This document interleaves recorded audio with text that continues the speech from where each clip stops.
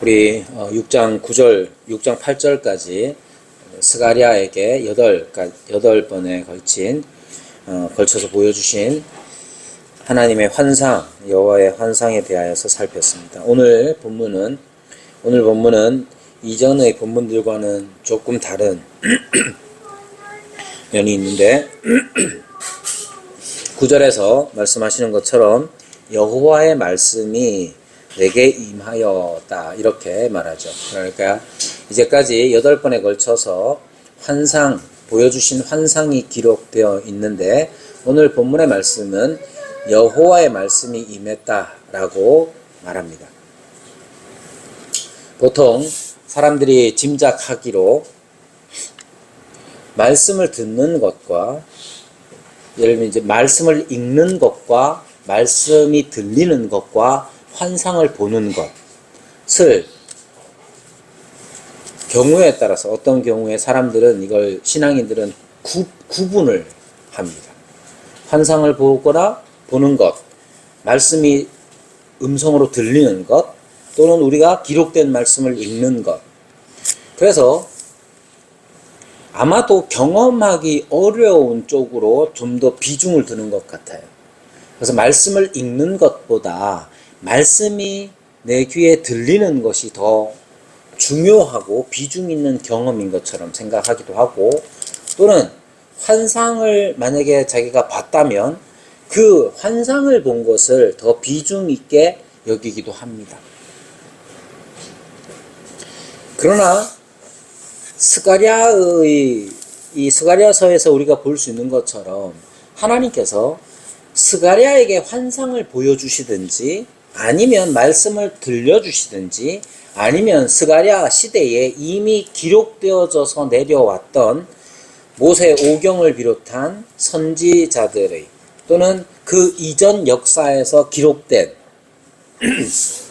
하나님의 말씀을 읽는 것이든 이 세 가지는 사람들이 자꾸만 비중을 다르게 두어서 구분하려고 하지만 동일한 겁니다. 여러분이 환상을 볼 수 있겠어요, 없겠어요? 환상이라고 하면 너무 멀어 보이고 왠지 그럴듯한 꿈 꿀 수 있어요, 없어요? 저희 어머니는 가끔, 요즘은 이제 전화를 안 하시는데 10수년 전만 해도 가끔 전화를 하시면 야야 꿈자리가 뒤숭숭하다 그러면서 이제 전화를 주셨단 말이죠. 여러분들이 생각하기에 무엇이 더 비중 있는 것인가 한번 생각해 볼 필요가 있는데, 스가랴를 통해서 우리가 확인할 수 있는 건 스가랴가 환상을 보든지 아니면 오늘 본문처럼 말씀을 듣든지 아니면 스가랴가 일상적으로 했던 일은 이미 이전에 기록된 하나님의 말씀들, 모세 오경을 비롯해서 다윗의 시편이라든지 아니면 이전 선지자들의 기록들을 읽는 것이든지 간에 그 세 가지는 지금 우리는 비중을 차등하여 구분하지만 사실 스가랴에게 있어서 이 세 가지는 다 동일합니다. 하나님의 말씀을 읽는 것과 오늘 본문처럼 하나님의 말씀이 그 귀에 들리는 것과 또는 하나님께서 특별하게 환상을 보여주신 것 모두 다 그것은 여호와의 말씀으로서 역할을 하는 것이죠. 따라서 이 시대에도 똑같습니다. 이 시대에 누가 환상을 보는 사람이 있다. 그럼 그 사람은 엄청 우리보다 훨씬 더 영적인 사람인가? 누군가가 하나님의 말씀을 직접 귀로 들었다고 했을 때 그 사람의 영적인 수준은 지금 우리보다 훨씬 더 뛰어난 사람인가? 우리는 읽기만 하는데. 여러분, 우리가 하나님의 기록된 말씀을 읽든지 아니면 하나님의 말씀이 여러분의 귀에 들리든지 아니면 뭔가 신비한 어떤 장면이 내 눈앞에 쫙 펼쳐지든지 간에 중요한 건 무엇이겠습니까? 하나님의 뜻을 깨달아 아는 거죠. 이게 가장 중요한 겁니다. 사실은 이미 이루어진 말씀 때문에 더 이상의 계시라는 건 없어요. 이 시대에 스가랴가 듣고 본 것들은 하나님께서 이전에는 없었던 내용들에 관하여, 다만 이전에는 없었지만 앞으로 이루어질 일에 관한 예언의 말씀입니다. 뒤에 가서 살펴보겠지만 이 예언의 말씀은 하나로 초점 맞출 수 있는데, 그것은 주께서 약속하신 메시아에 관한 예언의 말씀입니다. 오늘 계속해서 우리가 6장까지 계속해서 살펴봤던 환상의 핵심은 하나님의 성전이 건축될 것이다. 누구를 중심으로? 대제사장 여호수아와 총독 스룹바벨을 중심으로 해서 성전이 건축될 것인데, 그렇게 건축될 성전 자체는 다른 어떤 의미를 상징적으로 담고 있다. 그 담고 있는 의미는 누구에게서 이루어지느냐 하면 오늘 본문에 나오는 싹, 즉 예수 그리스도를 통해서 진정한 성전이 건축될 것이다 하는 예언적 메시지들이란 말이죠. 이러한 예언적 메시지들에 대하여서 스가랴는 예언적으로 사역을 했단 말이에요. 예언적으로. 이 예언적 사역 자체가 이미 다 이루어졌습니다. 어떻게? 예수님을 통해서 다 이루어졌어요. 그래서 스가랴에게 환상이나 음성을 통해서 들려주고 보여주시던 이 모든 것들이 다 예수님, 예수 그리스도의 성취를 향하여 보여주신 것이기 때문에 이미 우리는 그 성취된 시대를 살아가고 있는 우리는 더 이상의 예언적인 환상이나 이런 것들이 필요가 없는 시대를 살아가고 있는 거예요. 그래서 과거에도 그렇지만 지금도 마찬가지입니다. 누군가가 하나님의 말씀, 하나님의 음성을 제가 들었습니다. 또는 하나님께서 우리에게 자기에게 보여주시는 환상을 내가 생생하게 봤습니다. 그러면 신기하죠? 신기하긴 하지만 그러면 다시 한번 되새겨서 스스로에게 물어야 됩니다. 그래서 뭐 어쩌란 말이냐? 환상을 보고 음성을 듣는 거, 그래서 뭐 어쩌란 말이에요? 중요한 건 그 환상과 그 음성이 무엇을 나타내느냐 했을 때 성경에 모든 환상과 모든 음성들은 초점이 맞춰지는데 예수 그리스도, 오실 예수 그리스도에게 맞춰지는 환상이요 또 음성이었단 말이에요. 이미 예수 그리스도께서 오셔서 모든 뜻을, 하나님의 계시를 이루셨죠? 그러니까 더 이상 비밀스럽게 보여줘야 할, 계시되어야 할 메시지가, 하나님으로부터 올 메시지가 없는 거예요. 없습니다. 예를 들면 이런 거예요. 내가 환상을 봤더니 이희준이가 앞으로 삼성에 취업하게 되더라. 삼성 안 좋아하면 말고 엄청 대단한데 취업하게 되더라. 이런 거 환상 볼 수 있어요, 없어요? 누군가가 본다고 얘기한다면 그게 예수님하고 무슨 상관이 있어요? 성경에 나오는 모든 환상과 모든 음성의 메시지들은 다 하나의 초점을 맞춥니다. 어떻게? 예수 그리스도로 말미암아 이루어질 하나님의 나라, 예수 그리스도로 말미암아 완성될 하나님의 성전, 참된 성전에 초점이 맞춰지는 거예요. 그래서 지금도 누군가가 본다고 했다. 그러면 성경의 용례를 따라서 생각할 때에 그것은 완성될 하나님의 나라와 관련된 것이어야 하는데, 이미 하나님의 나라는 이미 우리 가운데 예수 그리스도로 말미암아 임했고, 그죠? 그렇기 때문에 더 이상의 환상이나 음성이 필요가 없어요. 왜? 만약에 지금도 환상이 있고 음성을 들을 수 있다면 예수님이 모자라다는 뜻이에요. 예수님이 하나님의 계시로서 모자라다는 의미를 담고 있기 때문에 누군가가 예언을 한다, 누군가가 환상을 본다, 그런 사람들은 예수님의 십자가 사역을 불충분하다고 자인하는 것과 같아요. 그럼 예수님을 믿을 필요가 없죠. 따라서 여러분, 환상이나 음성을 듣는 것, 그런 일들이 지금 일어날 수 있느냐?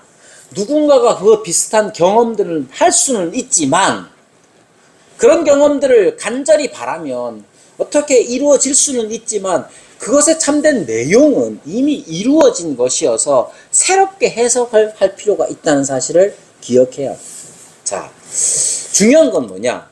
오늘 9절에서 여호와의 말씀이 내게 임하여 이르시되, 이 말씀을 통해서도 우리가 깨달아야 하는 건, 중요한 건 하나님의 말씀을 읽는 것, 듣는 것, 환상을 보는 것, 이게 중요하다기보다는 더 중요한 건 그에 대한 반응이에요. 하나님이 지금 말씀하실 때에 여러 가지 방식, 앞서 말씀드린 대로 스가랴가 선지자로서 활동하기 위하여서 가만히, 그냥 평소에 가만히 있는데 갑자기 환상이 보여가지고 선지자 노릇을 했겠어요? 스가랴가 가만히 있는데 음성이 들려가지고 나가서 선지자 노출을 했겠어요? 그렇지 않아요. 하나님의 선지자들은 하나님께서 누구에게 말씀을 들려주시고 누구에게 보여주시느냐 했을 때 그 말씀을 듣고 그 환상을 보고 나서 순종할 사람에게 보여주시는 거죠. 가만히 누워가지고 있는 사람에게, 아이고 니 오늘 잘 누워 있었으니까 내가 뭐 보여줄게, 가서 전해. 그럼 그 사람은 보고 와 신기하다 하고 계속 누워 있을 사람. 스가랴가 하나님의 환상의 계시를 보았을 때, 하나님의 음성을 들었을 때, 그때만 선지자가 되는 게 아니라 평소에 그는 이미 기록된 하나님의 말씀 가운데서 하나님의 뜻을 찾고 순종하며 그 말씀을 따라 사는 삶을 살았기 때문에 주께서 그를 계시의 수납자로, 계시를 받을 만한 사람으로 사용하는 것이죠. 제가 50kg짜리 물건을 가지고 왔다고 생각해 봅시다. 차에 싣고 왔어요. 우리 집에 지금 남아있는 사람이 4사람이에요. 나 빼고 4사람이 남아있어요. 누구에게 와서 들고 가라고 하겠습니까? 제일 만만한 정아에게. 정아가 요즘 말 잘 듣거든요. 정아야, 내려와서 이 50kg짜리 지보다 더 무거운 걸 들고 가라고 할 수 없잖아요. 하나님의 말씀을 보여주시고 들려주시는 그 사람은 평소에 주의 말씀을 읽고 주의 뜻을 깨닫고 주의 말씀을 순종하는 그 사람이에요. 이 점을 놓치면 안 됩니다. 그래야 그 사람이 환상을 보고 주의 말씀을 들을 때에 나가서 선지자로서 사역, 메시지를, 하나님의 말씀을 전할 수 있는 거예요. 따라서 여러분, 지금 시대가 흐르면서, 아니 언제나 그렇습니다. 언제나 신앙인들, 기독 신앙인들 가운데는 무엇을 들었다, 무엇을 봤다 하는 사람들이 많이 있어요. 적지 않습니다. 지금도 여러분, 제가 검색은 안 했지만 제가 직접 경험한 바도 그래요.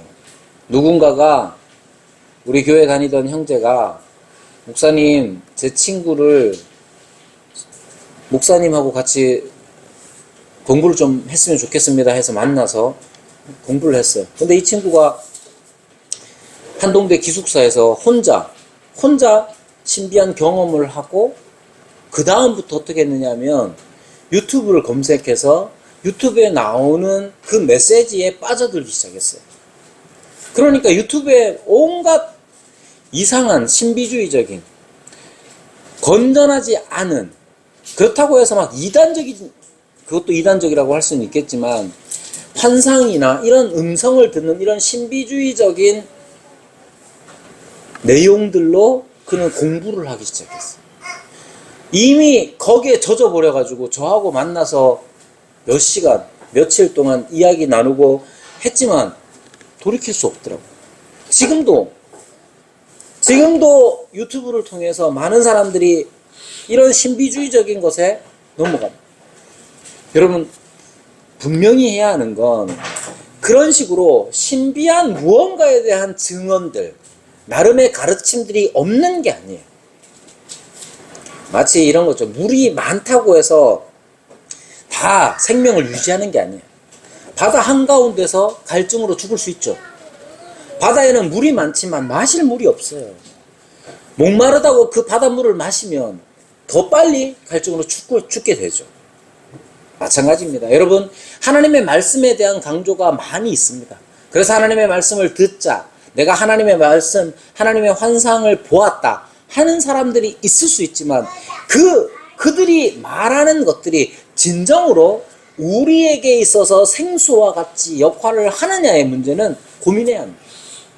우리도 나가서 마찬가지예요. 우리도 나가서 하나님의 말씀이 이러하다라고 말할 수 있지만 진정한 하나님의 말씀이라는 것은 우리 가운데서 먼저 하나님의 말씀으로 우리 가운데서 순종으로 드러나야 합니다.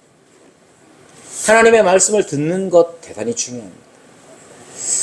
여러분, 하나님의 말씀을 듣기 위해서 꼭 필요한 게 있는데 종종 이것까지 생각을 잘 안 하는 경우가 있어서 말씀을 드립니다. 여러분, 하나님의 말씀을 우리가 잘 듣기 위하여서 먼저 필요한 게 있어요. 그게 뭐냐 하면 언제나 하나님께서 계시다 하는 사실을 놓쳐서는 안 됩니다. 사실 따지고 보면, 생각해 보면 우리는 자주 하나님을 언제 찾느냐 하면 자기 어려울 때 찾습니다. 어려움이나 난처함을 당할 때 우리는 하나님을 찾을 것 같은 막연한 기대를 가지고 살아가죠.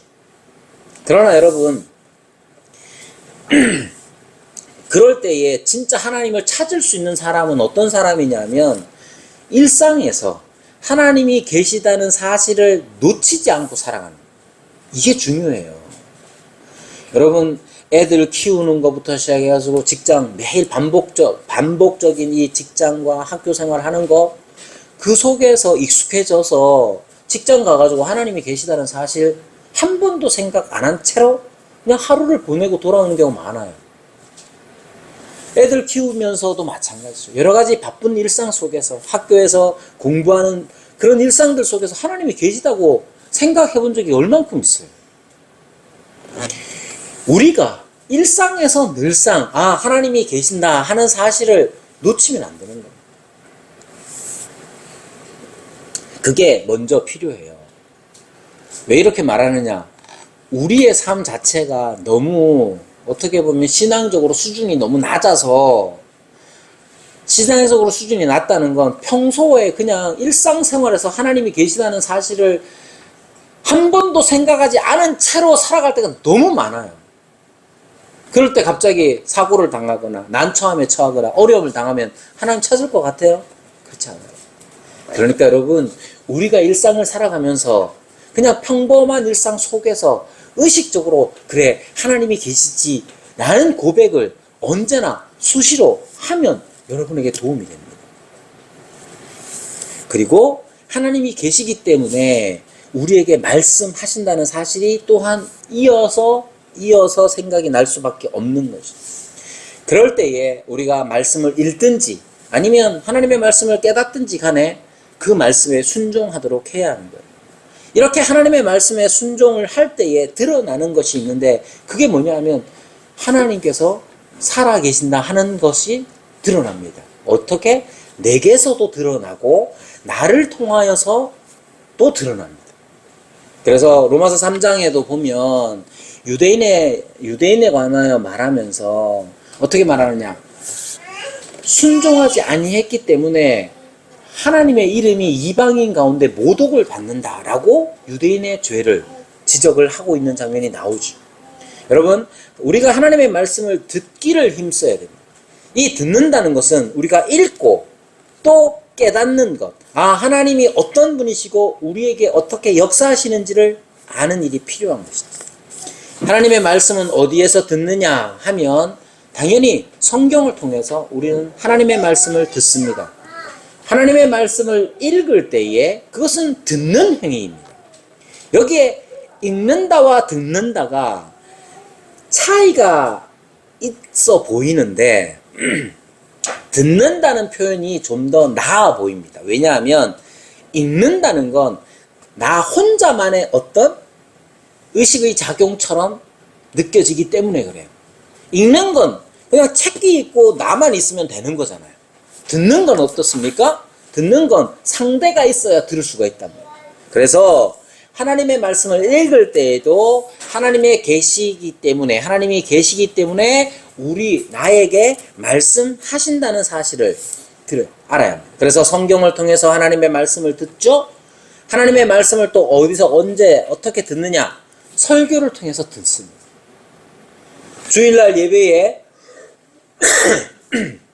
설교를 통해서 우리는 하나님의 말씀을 듣습니다.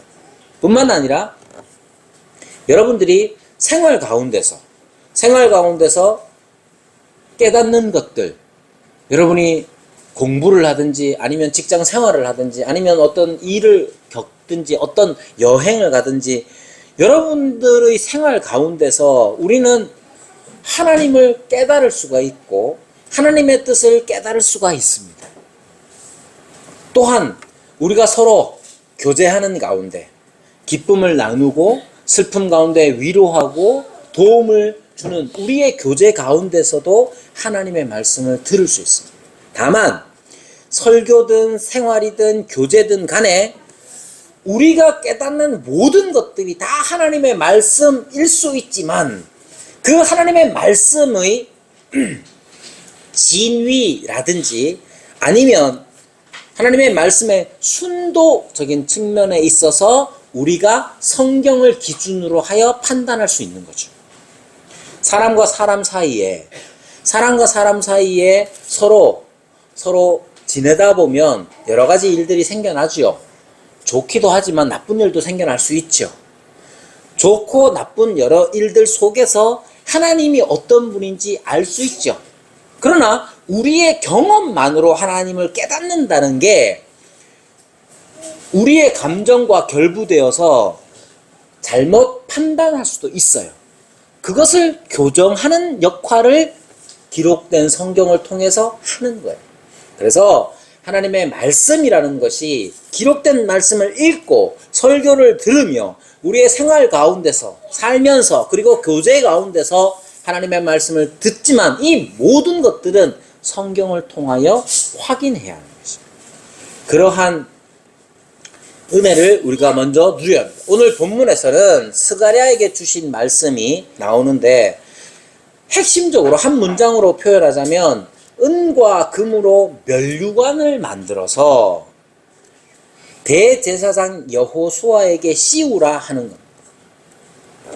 10절에 보면 사로잡힌 자 가운데 바벨론에서부터 돌아온 헬데와 도비야와 여다야가 있습니다. 이 세 사람이 스바냐의 아들 요시야의 집에 들어갔는데 그 집에 가서 그들에게서 은과 금을 받아서 면류관을 만들어서 대제사장 여호수아의 머리에 씌우라 이렇게 말합니다. 여러분 여기에 면류관이라는 것은 왕관을 의미합니다. 왕관으로 번역이 되는 것이죠. 그러니까 왕이 쓰는 관이 면류관, 왕관이라고 할 수 있는 거예요. 왕관을 누구에게 씌워줘야 됩니까? 창근아, 왕관을 누구에게 씌워야 됩니까? 아하, 이런. 그래, 모든 걸 예수님으로 답하면. 네. 왕관은 누가 씁니까? 왕이 쓰죠. 근데 왕관을 누구에게 씌우라고 합니까? 대제사장에게 씌우라고 합니다. 그러니까 이건 사실 어색한 행동인 것이죠.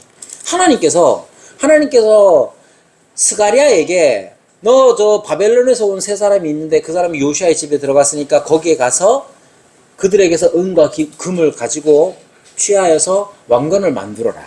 근데 그 왕관을 누구에게 씌우느냐면 대제사장 여호수아에게 씌우라고 합니다. 그러니까 이건 누가 봐도 어색한 행동이에요. 이런 어색한 행동 자체는 사실 성경에 많이 나옵니다. 이사야는 옷을 벗고 신발도 벗고 벗은 몸과 벗은 발로 예루살렘을 돕니다. 하루 이틀 도는 게 아니에요. 3년을 돕니다. 누가 봐도 이상하죠. 누가 봐도 이상한 걸 왜 하나님은 이사야에게 시킵니까? 유다가 애굽을 신뢰하고 있었기 때문에 그래요. 애굽을 신뢰하는 것, 그것에 대하여 경고하시기 위하여서 벗은 몸과 벗은 발로 3년이나 예루살렘 주변을 돌라고 말합니다. 예레미야는 목에 멍에를 메고 있습니다. 예레미야에게 하나님께서는 목에 멍에를 메라고 말합니다. 왜 멀쩡한 사람이 멍에를 메고 있습니까? 그것 자체가 유다의 멸망을 예언하고 있는 상징 행위였어요. 따라서 은과 금으로 만들어진 이 왕관을 왕에게 씌우는 게 아니라 대제사장 여호수아에게 씌우는 것 자체는 선지자적 상징 행위로서 이 행위 자체가 목적이 아니라 이 행위로 무언가를 상징하는 거였어요. 그 일을 하라고 말씀합니다. 그러면서 12절에 이렇게 말씀하시죠. 말하여 이르기를 만군의 여호와께서 이같이 말씀하시되 보라 싹이라 이름하는 사람이 자기 곳에서 돋아나서 여호와의 전을 건축하리라 이렇게 말합니다. 싹이라고 이름하는 자가 여호와의 전을 건축하리라는 거예요. 이미 환상을 통해서 8가지 환상, 8번의 그 환상을 통해서 강조하고 있는 게 무엇이냐면 하나님께서 성전을 건축하라고 하시는데 그 중심이 누구냐? 두 감람나무가 누구냐 하면 대제사장 여호수아와 총독 스룹바벨이었어요. 하나님께서 분명히 대제사장 스룹바벨과 대제사장 여호수아와 총독 스룹바벨을 통하여서 성전이 재건될 것을 환상을 통하여 보여주셨음에도 불구하고 그것의 참된 의미가 온전한 여호와의 전의 재건이 어떻게 이루어지느냐 하면 이 스가랴의 상징 행위를 통해서 말해줍니다. 어떻게? 바로 싹이라 이름하는 자가 여호와의 전을 건축할 것이라는 거죠. 따라서 이 말씀의 핵심은 싹이라고 이름하는 사람, 그것이 누구를 의미하느냐 하는 것에 있습니다. 간단하게 얘기하면 당연히 우리는 이미 이걸 너무 쉽게 잘 이해할 수 있습니다. 계속해서 강조했던 것처럼 바로 예수님을 통하여서 온전한 진정한 하나님의 전이 건축될 겁니다. 보십시오. 왕관은 왕이 쓰는 건데 왕관을 대제사장에게 씌운다. 그리고 싹이라고 이름하는 사람이 여호와의 전을 건축한다 하는 면에서 사실 고대의 이 고대 근동 지역의 성전은 대부분 다 왕들이 짓습니다.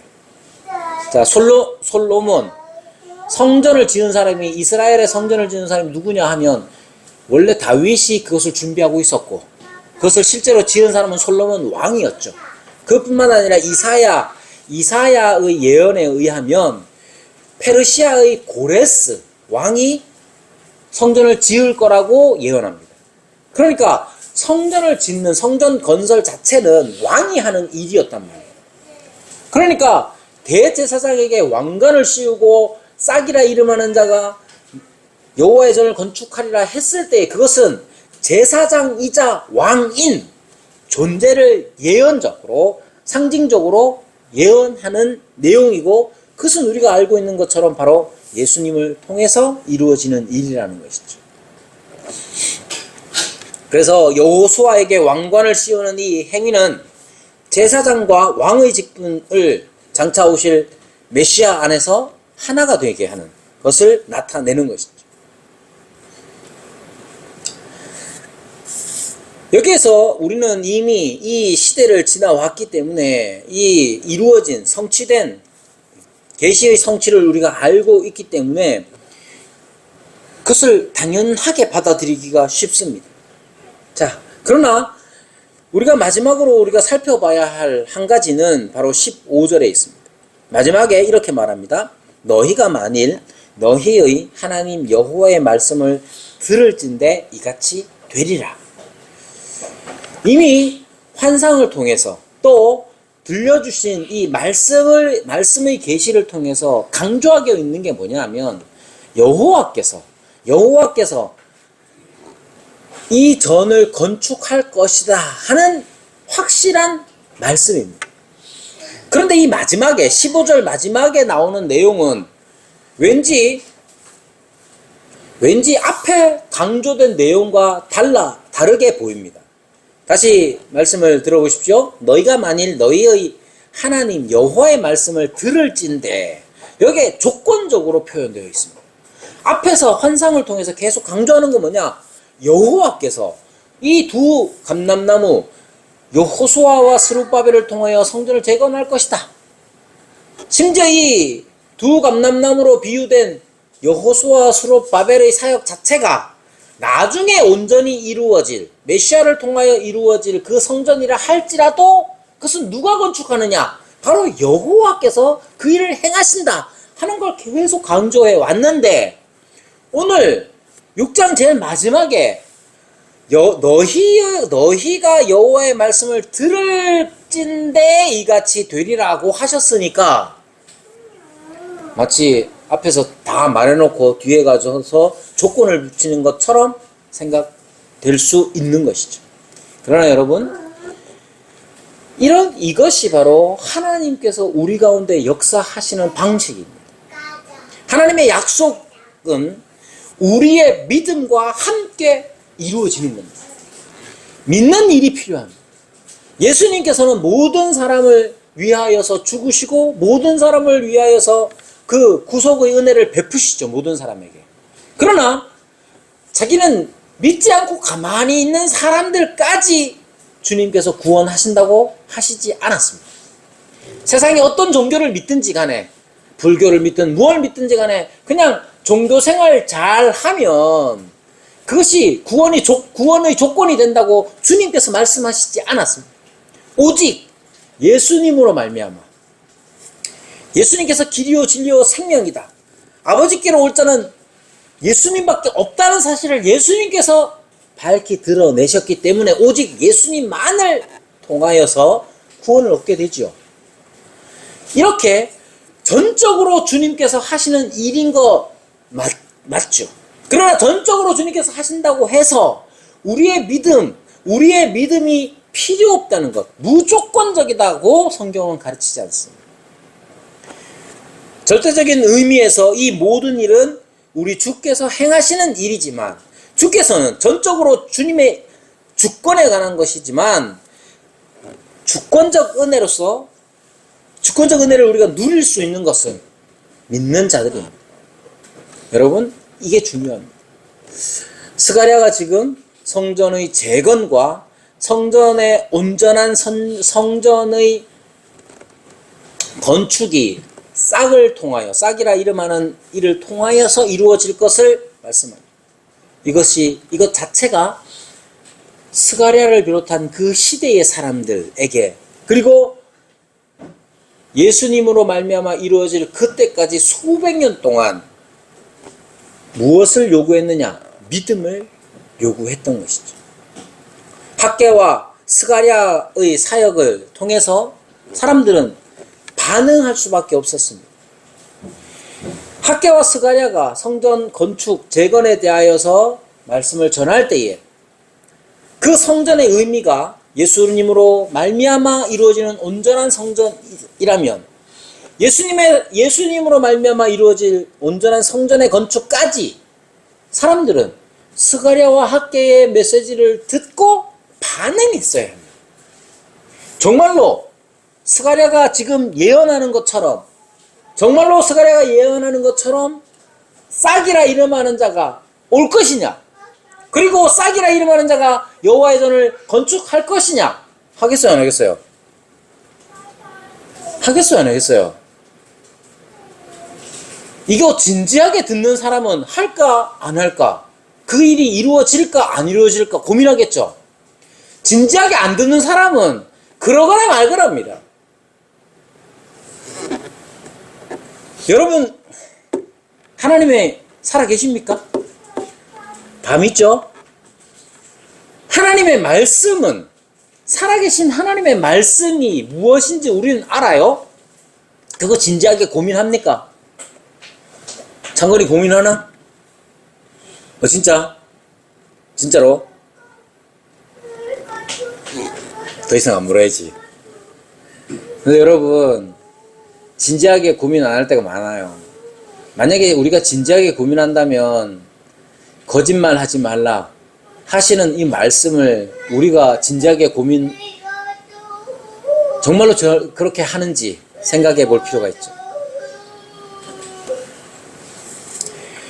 여기에서 학개와 스가랴의 이 사역을 통해서 반응들이 있었습니다. 그 시대에 그 말씀을 듣고 신실하게 순종하는 사람들이 있었습니다. 누가 있었겠어요? 말라기, 에스라, 느헤미야 같은 사람들은 이 스가랴가 전한 이 말씀을 믿었어요. 이게 중요합니다. 어쩌면 많은 사람들이 스가랴의 메시지를 전달받았음에도 불구하고 신경 안 썼을지도 몰라요. 왜? 먹고 살기 바쁘니까. 지금 해야 할 일이 많으니까. 지금은 시험도 쳐야 되고, 지금은 돈을 벌어야 되고, 지금은 뭘 해야 되고.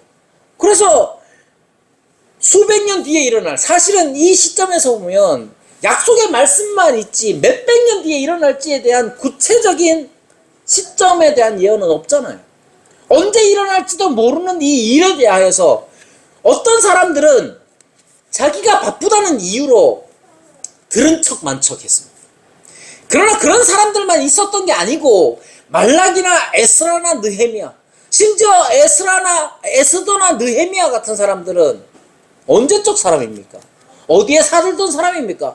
저 멀리 페르시아 제국에 살고 있던 사람들이잖아요.